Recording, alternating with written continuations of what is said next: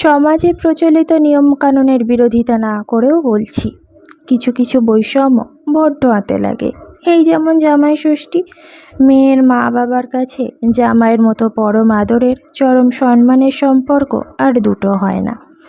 আগেকার দিনে মা ষষ্ঠীর কাছে মেয়ের মায়েদের প্রার্থনা থাকতো, আমার পরমায়ু জামাইকে দিও ঠাকুর, কারণ জামাই বেঁচে বর্তে থাকলে আমার মেয়েটা মাছে ভাতে আলতা সিঁদুরে আদরে সোহাগে থাকবে।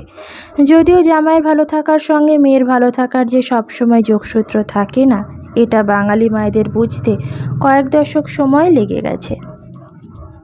বরং কিছু কিছু মেয়ে তো অত্যাচার অতিষ্ঠ হয়ে স্বামীর স্বর্গলাভে হাঁপ ছেড়ে বেঁচেছে।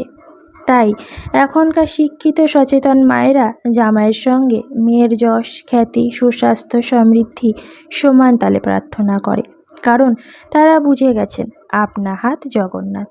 কেউ কারোর ওপর ডিপেন্ডেন্ট না হয়ে সেলফ ডিপেন্ডেন্ট হয়ে একে অপরের পাশে থাকাটাও এখন সমাজের ধর্ম।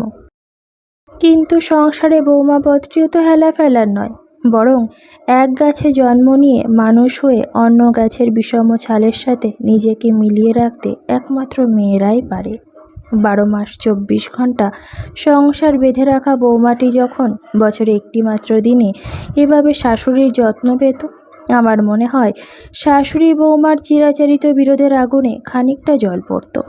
শাশুড়ির করা তালপাতার বাতাসে অনেক রাগ দেশ প্রশমিত হতো। এক জায়গায় বাসন রাখলে ঠোকাঠুকি হতো ঠিকই, তবুও বৎসরের এই একটা দিন শুধুমাত্র বৌমাদের জন্য এমন উপলক্ষ হলে শাশুড়ি বৌমার মেলবন্ধন খানিকটা পোক্ত হতো।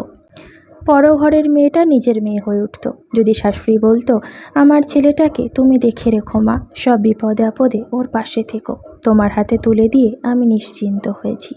একটু খাতির যত্ন, একটু আদিক্ষেতা, একটা উপহার, এক ছটাক বাড়তি অ্যাটেনশন, একটা দিন স্পেশাল ফিল করানো তো বাড়ির বউটাও ডিজার্ভ করে, তাই না?